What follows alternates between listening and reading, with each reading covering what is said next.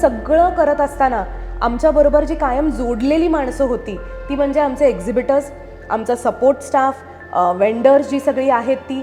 पण महाटेकची ग्रोथ त्यांच्यामुळे आहे.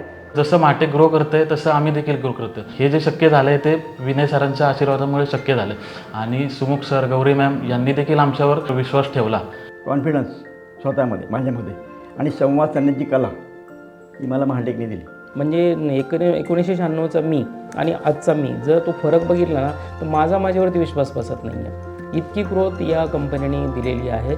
महाटेक एक्झिबिशन हे माझ्या घरच्यासारखंच मी समजतो.